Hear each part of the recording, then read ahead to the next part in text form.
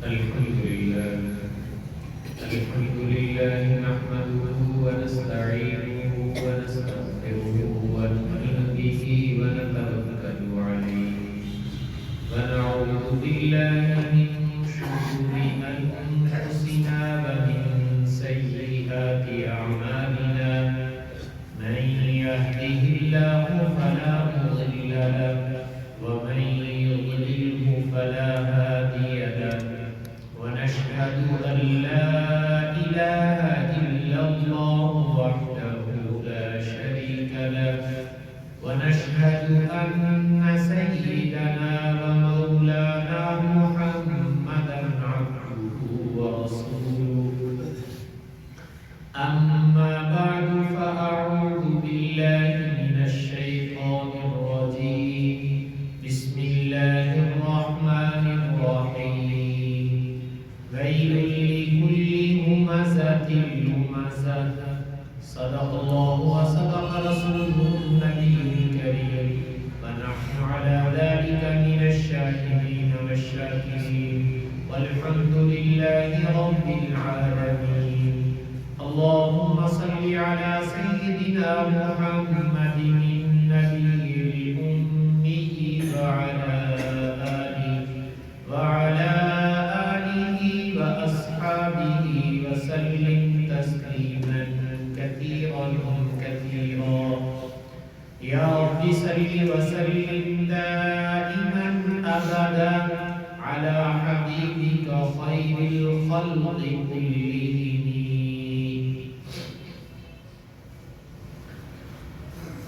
اللہ جل شانہ نے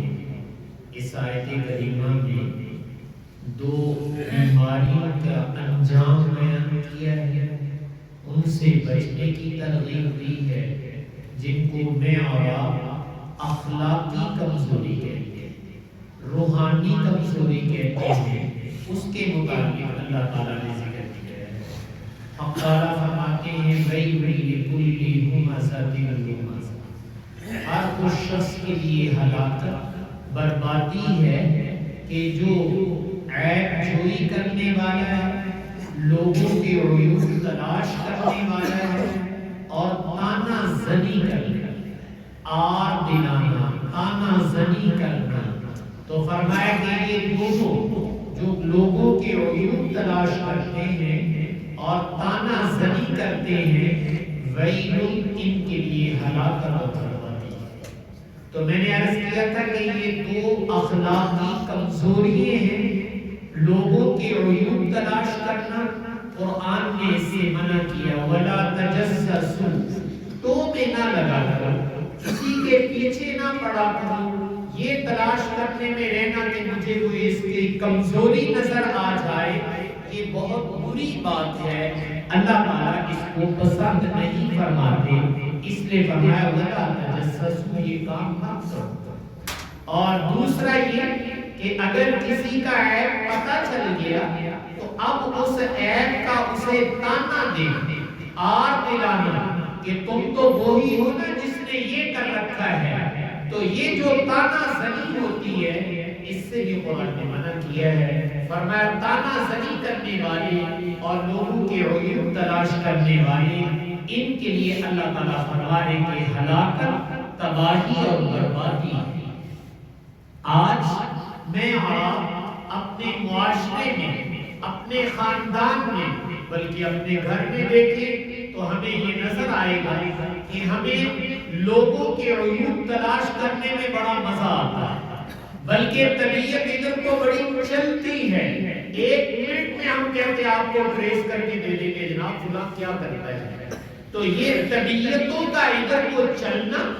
اور لوگوں کے عیوب تلاش کرنے کا مشغلہ بنانا، میں نے کہا اللہ تعالیٰ یہ اعلان کر رہے ہیں کہ فرد میں ہو تو فرد، قوم میں ہو تو قوم، ویل ایسے لوگوں کے لیے ہلاکت اور بربادی. یہ بربادی کی طرف جا رہے.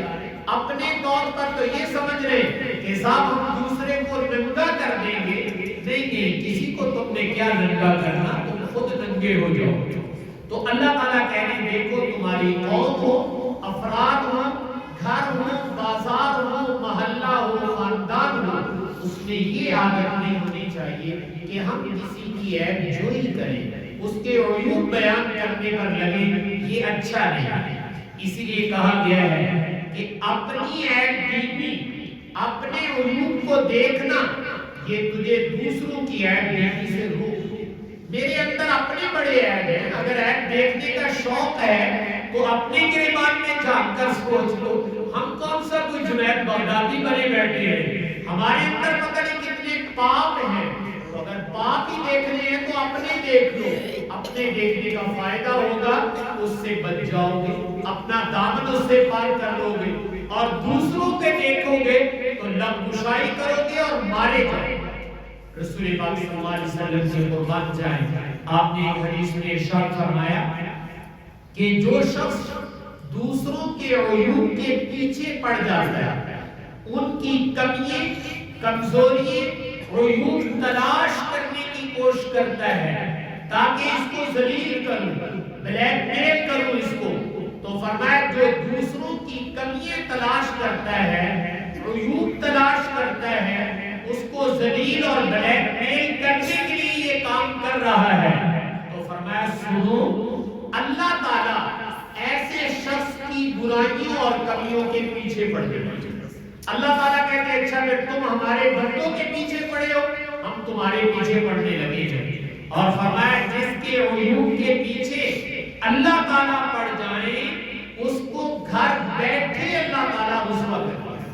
وہ اپنے گھر میں بیٹھا ہوتا ہے لیکن باہر ایسا بندوبست ہو جاتا ہے کہ گھر بیٹھے بیٹھے رسوائی اور ذلت اس کا مقدر بنتا ہے۔ تو بھائی اگر میں اور آپ یہ چاہتے ہیں اللہ ہمیں عزت والی زندگی عطا فرمائے، ذلت اور رسوائی سے بچا کے رکھے، تو اس کا آسان طریقہ یہ ہے کہ ہم دوسروں کے عیوب دیکھنے بند کر دیں، تلاش کرنے بند کر دیں، کسی کے عیوب کے پیچھے پڑنے کی ضرورت نہیں۔ ہمارا تو اپنا دامن داغدار ہے، ہم کسی کو کیا کہیں، ہم کون سے بڑے پاک صاف ہیں۔ تو میں نے کہا اپنے اندر جھانکنے کی عادت کہ البصیر بعیوب نفسہ،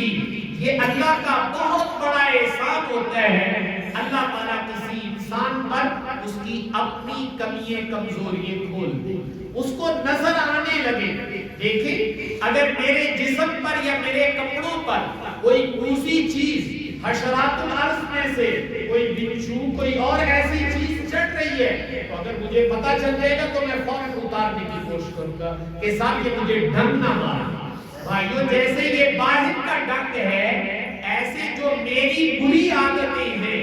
میرے برے طور طریقے ہیں، میری بری سوچیں ہیں، وہ میری روح کو ڈنگ مار رہی ہے۔ تو اگر ان کا مجھے پتا چل جائے تو میں اپنا دامن اس سے چھڑا لوں، یہ میری خوش قسمتی ہوگی۔ اس کو کہا جاتا ہے البصیر بعیوب نفسہ، کہ اللہ تعالیٰ ہمارے اوپر ہماری کمزوریوں کو کھول دے، ہمیں پتا چل جائے کہ ہمارے اندر کیا کیا کمزوری ہے۔ دیکھیں دنیا میں اپنی جسمانی صحت کے لیے میں اور آپ کتنے ٹیسٹ کرواتے ہیں کہ صاحب یہ ٹیسٹ کرواؤ، یہ کرواؤ، یہ کرواؤ، ایک ایک چیز کا الگ الگ ٹیسٹ ہے تاکہ پتا تو چل جائے کہ اندر کیا ہو رہا ہے۔ تو بھائیو جیسے جسمانی صحت کے لیے میں اور آپ اپنے ٹیسٹ کرواتے ہیں، ایسے روحانی صحت کے لیے بھی مجھے اور آپ کو اپنے ٹیسٹ کرواتے رہنا چاہیے کہ یا اللہ میرے اندر کتنی کمزوریاں ہیں تاکہ میں موت سے پہلے ان سے جان چھڑوا لوں۔ اگر اللہ تعالیٰ نے یہ میرے اور آپ کے اوپر کھول دیا تو یہ میرے اور آپ کے خوش قسمت اور سعادت مند ہونے کی علامت ہے کہ اللہ نے موت سے پہلے کھول دیا، توبہ باللہ کر کے استغفار کر کے اپنے معاملے کو صاف کر لیا جائے، یہ بڑی خوش قسمتی کی بات ہے۔ ایک اور روایت میں رسول پاک صلی اللہ علیہ وسلم نے فرمایا کہ اگر کسی جگہ کسی مسلمان کو مدد کی ضرورت ہے اور اس کی عزت کو داغدار کیا جا رہا ہے، اگر اس موقع پر کوئی دوسرا مسلمان وہ اس کی مدد نہیں کرتا بلکہ جو اس کی عزت کو داغدار کر رہے ہیں ان کے ساتھ شریک ہو جاتا ہے، تو فرمایا اللہ تعالیٰ جس وقت اسے خود مدد کی ضرورت ہوگی تو اللہ تعالیٰ اس کی مدد نہیں کرے، اس کو تنہا چھوڑ دے۔ اور دوسرا جو کسی مسلمان کی عزت داغدار ہو رہی ہو اور وہ آگے بڑھ کر اس کی طرف سے حفاظت مدافعت کرتا ہے کہ نہیں بھائی مسلمان کو ایسے نہیں کہنا چاہیے یا مسلمان کے بارے میں یہ لفظ کشائی نہیں کرنی چاہیے. فرمایا جب اس کو ضرورت پڑے گی تو اللہ تعالیٰ اس موقع پر اس کی مدد و نصرت ضرور کرے. تو میں اور آپ اگر یہ چاہتے ہیں کہ اللہ ہماری مدد و نصرت کے اندر آ جائیں تو ہمارے سامنے اگر کسی کی عیب جوئی ہو رہی ہے اور عیب دیکھے جا رہے ہیں، عیب بیان کیے جا رہے ہیں، تو کوشش کرنی چاہیے کہ اس سے روک دیا جائے کہ یہ کام ہمیں مناسب نہیں ہے، اللہ تعالیٰ کو پسند نہیں ہے، اس لیے ہم اللہ کی مخلوق کی عیب جوئی نہ کریں. اللہ کی مخلوق کی پردہ پوشی تو کریں، پردہ دری نہ کریں. رسول پاک صلی اللہ علیہ وسلم نے ایک حدیث میں اور ارشاد فرمایا من ستر مسلما، جو کسی مسلمان کے عیوب پہ پردہ ڈال دیتا ہے اللہ تعالیٰ قیامت والے دن اس کے عیوب پہ پردہ ڈالتا ہے.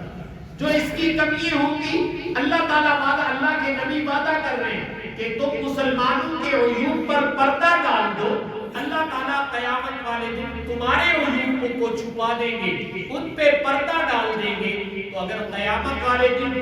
میں اور آپ چاہتے ہیں کہ ہمارے کرتوتوں کا کسی کو پتہ نہ چلے تو بھائی آج اللہ کی مخلوق کے ساتھ مجھے اور آپ کو یہ رویہ رکھنا چاہیے. میں ذرا اس کی تھوڑی سی وضاحت کرتا ہوں. حق تعالیٰ نے قرآن پاک میں ایک جگہ اور ارشاد فرمایا ہے لا يحب الله الجهر بالسوء من القول الا من ظلم. برائی، بری بات اس کو لوگوں کے سامنے علن اعلان بیان کرنا، وہ کسی کی بھی برائی ہو، لا يحب اللہ، اللہ اس کو پسند نہیں. اللہ تعالیٰ کو یہ پسند نہیں ہے کہ لوگوں کے عیوب کو اچھالا جائے اور جس کو ہمارے محاورات میں کہتے ہیں لوگوں کو ننگا کرنے کی کوشش کی جائے. لا يحب اللہ، اللہ تعالیٰ اس کو پسند نہیں کرتا سوائے 3 صورتوں کی. آپ نے ارشاد فرمایا اگر کہیں پر کسی مسلمان کی عزت پر حملہ کرنے کا کوئی منصوبہ بنایا جا رہا ہے یا کسی مسلمان کے مال کے ضائع کرنے کا منصوبہ بنایا جا رہا ہے یا کسی مسلمان کی جان کے ضائع کرنے کا کوئی منصوبہ بنایا جا رہا ہے، آپ کو پتا ہے کہ اگر میں نے نہ بتایا تو اس کی جان جاتی رہے گی، اس کی عزت جاتی رہے گی یا اس کا مال وہ لے جائیں گے، تو پھر اس کو آ کر اطلاع دے دینا یہ ہماری فرائض ہے. یہ پردہ دری نہیں ہے، یہ اطلاع دینا ضروری ہے. اس لیے کہ اگر ہم اس مسلمان کو نہیں بتائیں گے جس کی عزت، جس کی جان، جس کے مال میں ہاتھ ڈالنے کا منصوبہ بن چکا ہے، تو میں نے کہا اس کی اطلاع دینا بھی واجب ہے تاکہ یہ نقصان سے بچ سکے. لیکن جو میرا اور آپ کا ماحول آج کر رہا ہے چسکے لینے کے لیے، عادت کے طور پر تذلیل، اور یہ سب سے بڑی منشا ہوتی ہے کہ دوسروں کی تذلیل کی جائے، ان کو جینے نہ دیا جائے، ان کی عزت پہ ہاتھ کتنا ڈالو کہ داغدار کر کے رکھ دو. بھائیو اللہ سے ڈرو. جس ماحول میں بالائی سطح ہو یا ایک فقیر ہو، وہ میرا میڈیا ہو یا کچھ اور ہو، جہاں تذلیل کا پروگرام چلے گا، یاد رکھیے گا وہ وقتی طور پر سمجھیں کہ ہم اپنے منصوبوں میں کامیاب ہو رہے ہیں. کسی کی تذلیل، تذہین کر کے، تحقیر کر کے، اس کو ننگا کر کے جہاں یہ جذبات ہوں گے تو اللہ تعالیٰ کہتے ہیں ویلن، یہ معاشرہ ہو، سوسائٹی ہو، خاندان ہو، میرا اللہ کہتا ہے میں تمہیں خبر دیتا ہوں ان کا انجام ہلاکت، بربادی اور تباہی کے علاوہ کچھ. یہ اللہ کہہ رہا ہے. اللہ تعالیٰ عالم الغیب ہے. بھائیو وہ یہ بتا رہے کہ تم اپنی سوسائٹی کو ہلاکت، تباہی اور بربادی کی طرف لے جا رہے ہو، لہٰذا اس کام سے توبہ کر لو، باز آ جاؤ. نہیں باز آؤ گے تو مرو گے اور ساتھ دوسروں کو بھی مرواؤ گے. اس لیے کہ یہ اللہ کا عذاب ہو رہا ہے. اللہ تعالیٰ اپنے بندوں کے بارے میں یہی پسند کرتے ہیں، یہ میرے بندے ہیں، میں جانوں اور میرا کام. تمہیں یہ حق نہیں ہے کہ کسی کی تحقیر، تذلیل کے طور پر یہ کام کرو، کسی کی ناک رگڑوانے کی کوشش کرو، کسی کو ننگا کرنے کی کوشش کرو. اگر ان برے جذبات اس حسد اور کینے کی وجہ سے یہ کام جو آج میں اور آپ کرتے ہیں، تو میں نے کہا اس کا انجام اللہ تعالیٰ کہنے ویل، اس کا انجام سوائے ہلاکت اور بربادی کے کچھ نہیں۔ تو میں عرض یہ کر رہا ہوں بھائی، یہ سیکھنے کی چیز ہے۔ اللہ تعالیٰ کرے کہ میں اور آپ سیکھ جائیں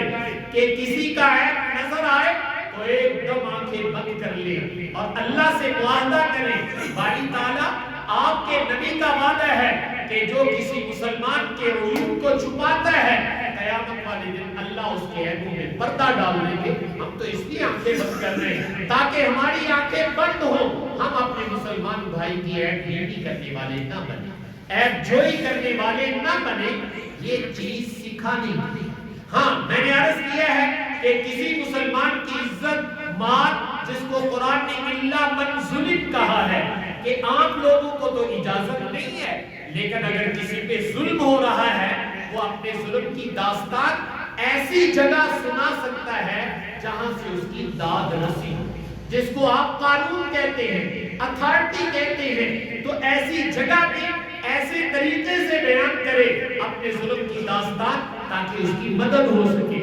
لیکن اگر میں نے کہا صرف یہ پروگرام اس لیے ہے کہ دوسروں کی تذلیل اور تحقیر ہے، تو بھائیوں یہ زہر قاتل ہے معاشرے کے لیے، اور آج میرا معاشرہ اس میں سر سے لے کر پاؤں تک ڈوبا ہوا۔ بالکل عیب جوئی، تانا زنی، یہ تو عام ہے۔ رسول پاک صلی اللہ علیہ وسلم نے ایک حدیث میں ارشاد فرمایا کہ جس نے کسی مسلمان کو کسی گناہ کا تانا، کسی مسلمان کو کسی گناہ کا تانا دیا کہ تم تو ایسے ہو، جبکہ وہ مسلمان اللہ سے توبہ کر چکا تھا، وہ مسلمان اپنے اللہ سے توبہ کر چکا تھا، لیکن میں نے یا آپ نے پھر بھی اس کو اس گناہ کی آڑ دلائی، تانا دیتا، میڑا دیتا کہ تم تو ایسے ہو، تم نے یہ کیا ہوا ہے، حالانکہ وہ اپنے اللہ سے اپنا معاملہ صاف کر چکا تھا، معافی مانگ چکا تھا۔ تو آپ صلی اللہ علیہ وسلم نے ارشاد فرمایا، تانا دینے والا، آر دلانے والا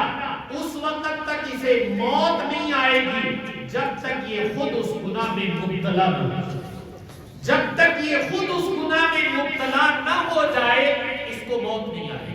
اس نے مسلمان کو تانا اور آر دلائی ہے، حالانکہ وہ اپنے اللہ سے معاملہ صاف کر چکا تھا۔ بھائی مجھے کیا پتا ہے، وہ تو دل کی بات ہے، ایک لمحہ لگتا ہے، اللہ سے معاملہ صاف کرنے کے لیے ندامت، شرمندگی چاہیے، ایک لمحے کے لیے بھی دل میں شرمندگی آ گئی، اللہ تو معاملہ اسی وقت صاف کر دیتے ہیں۔ اللہ ساڑھی طرح اڑ کے نہیں بیٹھ دے کہ میں نہیں تیرے کو سنا، چل تو جو کرنا کر، نہیں، اللہ تعالیٰ تو موت سے پہلے بخشش کے دروازے کھلے ہوئے ہیں، بس معاملہ صاف کرنے کی بات ہے۔ لیکن بھائیو اگر ہم کسی مسلمان کو آر دلاتے ہیں، تانا دیتے ہیں کہ تمہارے اندر یہ کچھ ہے، ہمیں پتہ ہے سارا کچھ، ارے میاں تمہیں کیا پتا ہے، تم نے تو اپنے آپ کو مصیبت میں پھنسا لیا، اس کو یہ کہہ دیا۔ حضور فرماتے ہیں اگر اس نے توبہ کر لی ہوئی ہے تو تمہیں موت نہیں آئے گی جب تک تم خود اس گناہ میں مبتلا نہ ہو۔ تو اس لیے میں نے عرض کیا ہے کہ آر دلانا، تانا زنی کرنا یہ اتنا بڑا جرم ہے، اس کا مطلب یہ ہے کہ میں اور آپ اپنے لیے گڑھا کھود رہے، اپنے لیے کنواں کھود رہے کہ جس کے اندر ہم خود آ کر گر جائیں۔ یہ تو بھائی کوئی دانائی نہیں ہے، اپنے لیے اپنے راستے میں گڑھے کھودنا تاکہ کل کو ہم منہ کے بل اس میں گرے، یہ تو کوئی دانائی نہیں ہے۔ اس لیے کبھی کسی مسلمان کو آر نہیں دینا، تانا نہیں دینا چاہیے۔ دیکھیے یہاں پر بھی دو باتیں عرض کر دیتا ہوں، تانا دینا، آر دلانا یہ بری بات ہے، اور خیرخواہی سے سمجھانا یہ شریعت کا حکم ہے۔ خیرخواہی کے ساتھ سمجھاؤ، یہ شریعت کا حکم پورا کر رہے ہو، اور اگر تانا زنی، آر دلاتے ہو، اپنے دل کی بھڑاس نکال رہے ہو، تو اپنے لیے گڑھا خود کھود رہے ہو، اس میں تمہیں گرنا پڑے گا۔ لیکن تنہائیوں میں محبت کے ساتھ، خیرخواہی کے ساتھ اگر اس کو سمجھاتے ہو تو میں نے کہا یہ شریعت کا حکم ہے، شریعت کہتی ہے سمجھاؤ، امر بالمعروف کا حکم دیا ہے، نہی عن المنکر کا حکم دیا ہے، لیکن ساتھ یہ کہا ہے کہ جب کسی کو سمجھانا ہے تو اس کی عزت کو نہیں داغ دینا، اس کا خیال رکھنا۔ حضرت عمر رضی اللہ تعالی عنہ رات کو چکر لگایا کرتے تھے، رعایا کا خیال کیا کرتے تھے۔ تو ایک دن کسی گھر سے کوئی غلط کاری جو ہے اس کی احساس ہوا، چونکہ حاکم تھے، حاکم کو بہرحال ہوتا ہے، تو یہ حاکم ہے، انہوں نے دیکھا اس گھر میں کوئی برائی ہو رہی، تو حضرت عمر رضی اللہ عنہ نے چھلانگ لگائی، دیوار کو پھلاندا اور اندر گئے، اور اندر گئے تو واقعی برائی کا ایک سسٹم، شراب نوشی یا کچھ اور اس طرح کی چیزیں ہو رہی تھی۔ جب انہوں نے حضرت عمر کو دیکھا، ان کے پاؤں تلے تو زمین نکل گئی کہ عمر کدھر آ گیا، رات کا وقت ہے، بوڑھا تھا وہ شخص، لیکن حضرت عمر نے جیسے ہی اس کو ڈانٹا نا، تو اس نے کہا امیر المومنین میں نے بھی جرم کیا، میں اپنا جرم مانتا ہوں، لیکن جرم آپ نے نہیں کیا، اس لیے کہ قرآن نے کہا ہے وَأْتُوا الْبُيُوتَ مِنْ أَبْوَابِهَا، جب آنا ہو تو دروازے سے آنا چاہیے، دیواریں پھلانگ کر آنے کی شریعت اجازت نہیں دیتی ہے۔ آپ کون ہوتے میرے گھر میں دیوار پھلانگ کیا ہے؟ اس لیے کہ سوسائٹی میں عزت نفس پورے معاشرے کو یاد رکھنا حاصل ہوتی ہے۔ کچھ خاص لوگ نہیں ہوتے ہیں کہ وہ دودھ سے دھلے ہوئے ہوں اور باقیوں کو جیسے تم چاہو لائن میں لگا دو، نہیں، یہاں امیر المومنین کو بھی کہا جا رہا ہے آپ سٹیٹ کے امیر ہیں لیکن غلط آپ بھی کریں گے تو اللہ کے ہاں مجرم آپ بھی ہیں۔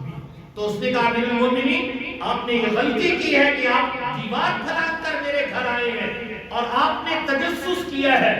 جیسے ہی امیر المومنین نے سنا تو چونکہ دیانتدار، وہ کوئی ٹھیکیدار نہیں بنے ہوئے تھے کہ دوسروں کو دبا کے رکھنا ہے، نہیں، فوراً کہا بھائی میں معذرت چاہتا ہوں، یہ میری غلطی ہے، فوراً باہر نکل گئے، چلے گئے۔ اب جو ہے کچھ دن گزرے تو وہی بوڑھا حضرت کی مجلس میں ڈرتا ڈرتا کہ نوکر کے سائڈ کے آگے بیٹھے، تو امیر المومنین نے ان کو بلایا، اپنے قریب کیا اور کہا اپنا کام کرو۔ اس کا کام قریب کر کے کہا بھائی گھبرانا نہیں، میں نے تیری بات میرے دل میں امانت ہے، کسی سے شیئر نہیں کی، میں نے کسی کو بتایا نہیں ہے کہ میں نے بوڑھے کو یہ غلطی کرتے ہوئے پکڑ لیا تھا، اس لیے شرمسار ہونے کی ضرورت نہیں، میری مجلس میں آیا کرو، میں نے کسی سے تذکرہ نہیں کیا ہے۔ اس نے کہا امیر المومنین آپ بھی ذرا کان میرے قریب کریں۔ امیر المومنین نے کان کیا تو کہا جس دن سے آپ آئے تھے میں نے بھی شراب پینے کے گناہ سے توبہ کر لی، میں بھی اس کے بعد شراب کے قریب نہیں گیا۔ صاحبو یہ ہے دیانتداری، محبتیں، مودتیں، کسی کو سمجھانا، اور جو میرا اور آپ کا معاشرہ کر رہا ہے اس کو میں نے کہا تھا تحقیر، تذلیل، ہم یہ کام کرتے ہیں اس لیے اس کام کے کرنے کی اجازت نہیں ہے، اس کا انجام جو ہے وہ ہلاکت، تباہی اور بربادی کی طرف جا رہا ہے، جس کو قرآن نے کہا وَيْلٌ لِكُلِّ ہُمَزَةٍ لُمَزَةٍ، لوگوں کی عیب جوئی کرنے والے، تانا زنی کرنے والے، آر دلانے والے، ان کے لیے وَيْلٌ، ہلاکت، بربادی، تباہی ہے۔ تو میں نے کہا اس سے میں اور آپ اپنے معاشرے کو بچائیں، اور یہ اپنے گھروں میں بھی کرنا چاہیے۔ سچی بات بتاؤ، یہ صرف یہاں نہیں، یہ اپنے گھروں میں بھی سکھانا چاہیے۔ بچہ بچے کا، بھائی بھائی کی، بہن بہن کا کوئی عیب بیان نہ کرے، بس اس کو بولو بیٹے یہ ابو کا کام ہے، ابو سمجھائیں گے یا اماں سمجھائیں گی، ہمیں لوگوں کے عیوب کے پیچھے پڑنے کی ضرورت نہیں ہے۔ اس سے اپنا دامن بچانا بہت ضروری ہے، اور اگر اس سے بھائی اپنا دامن ہم نہیں بچائیں گے تو آج جو کچھ میرے معاشرے میں ہو رہا ہے وہ میں اور آپ دیکھتے ہیں۔ آپ لوگوں نے رسول پاک صلی اللہ علیہ وسلم کی سیرت کا ایک واقعہ کہ جس میں آپ نے جادو کیا گیا اور وہ خواتین اور ان کا باپ اس نے مل کر یہ سارا سسٹم بنایا، اللہ تعالیٰ نے وحی کے ذریعے سے آپ کو بتا دیا، اور جب پتا چل گیا تو اس کے بعد اللہ تعالیٰ نے شفا بھی دے دی، وہ سارا کچھ چیزیں نکل آئی۔ تو اس کے بعد رسول پاک صلی اللہ علیہ وسلم گھر تشریف لائے تو اماں جان سیدہ عائشہ رضی اللہ تعالیٰ عنہا نے عرض کیا کہ یا رسول اللہ جس بدبخت نے آپ پر یہ وار کرنے کی کوشش کی، جادو کرنے کی کوشش کی، آپ ایسے کریں تمام مدینے والوں کو بتائیں، اس لیے کہ آپ کو وحی کے ذریعے سے علم ہوا، تخمینہ نہیں تھا، اندازہ نہیں تھا، بلکہ کہا آپ کو وحی کے ذریعے سے علم ہو گیا ہے، لہٰذا آپ ایسے کریں کہ پورے مدینے والوں کو بتا دیں، پتہ چل جائے کہ یہ شخص ایسا ہے جس نے حضور کے خلاف جادو کرنے کی کوشش کی ہے، آپ کے خلاف یہ واردات کی ہے، اور اللہ نے بتا دیا ہے اس میں تو کوئی شک شبہ نہیں۔ قربان جائیں سرور کونین صلی اللہ علیہ وسلم کی آپ نے تعلیم دیتے ہوئے فرمایا، اے عائشہ میرے اللہ نے مجھے آرام اور شفا دے دی ہے، میں کسی کی برائی کو لوگوں کے سامنے اچھالنا نہیں چاہتا، میں کسی کی برائی کو جو اس نے ذاتی طور پر میرے ساتھ کی ہے میں لوگوں کے سامنے اس کو اچھالنا نہیں چاہتا، میرے اللہ نے مجھے آرام دے دیا۔ یہ میرے نبی کے اخلاق ہیں بھائی، اس لیے میں نے آپ سے عرض کیا ہے کہ ہمارے معاشرے میں یہ اخلاقی کمزوری ہے کہ ہم لوگوں کے عیوب تلاش کرنے میں مزہ لیتے ہیں اور بیان کرنے میں تو اور مزہ آ جاتا ہے، اور یہ لوگوں کے عیوب تلاش کرنا، تانا زنی کرنا، اس کا انجام قرآن نے بیان کیا کہ ہلاکت ہے، اور اگر عیوب کو چھپا جاؤ گے تو اس کا انجام بھی حضور پاک صلی اللہ علیہ وسلم نے ارشاد فرمایا، جو کسی مسلمان کے عیب پر پردہ ڈالے گا اللہ قیامت والے دن اس کے عیوب کو چھپا لے گا۔ اور ہاں کسی پہ ظلم ہو رہا ہے، مال جان عزت اس کے خلاف کوئی منصوبہ بنا رہا ہے تو اس کو جا کر بتانا ضروری ہے تاکہ وہ بیچارہ نقصان سے بچ سکے، لیکن تحقیر تذلیل کے لیے اور اپنے دل کی بڑھاس نکالنے کے لیے، ننگا کرنے کے لیے جو آج میرا معاشرہ اور سوسائٹی گھروں سے لے کر اوپر تک میں اور آپ کر رہے ہیں، بھائیو اس سے اللہ سے توبہ کرو، معافی مانگو کہ باری تعالیٰ جو آج تک تیرے بندوں کے بارے میں لب کشائی کی یہ تیری ناراضگی کا ذریعہ تھا، یہ تو اپنے لیے گڑا کھوتا تھا۔ آپ کے نبی بتا کر گئے ہیں کسی کو کسی کے گناہ پر عیب پر تانا زنی کرنے والا، آگ دلانے والا اس وقت تک نہیں مرے گا جب تک خود اس گناہ میں مبتلا نہ ہو جائے۔ تو اس لیے ہم اپنے آپ کو بھائی اس میں مبتلا نہ کریں، اپنی آنکھوں کو بند رکھیں، زبان کو بند رکھیں۔ میں نے کہا جہاں اصلاح کی ضرورت ہے تنہائی میں اس کو سمجھائیں، وہ خیر اور خوبی بنے گی، اور کسی کو ننگا کرنا یہ کوئی خیر خوبی نہیں ہے، یہ ہلاکت کا باعث ہے جس کو قرآن نے کہا غیبی گلی ہما سبیل۔ اللہ تعالیٰ سے دعا ہے کہ اللہ تعالیٰ مجھے آپ کو عمل کرنے کی توفیق عطا فرمائے۔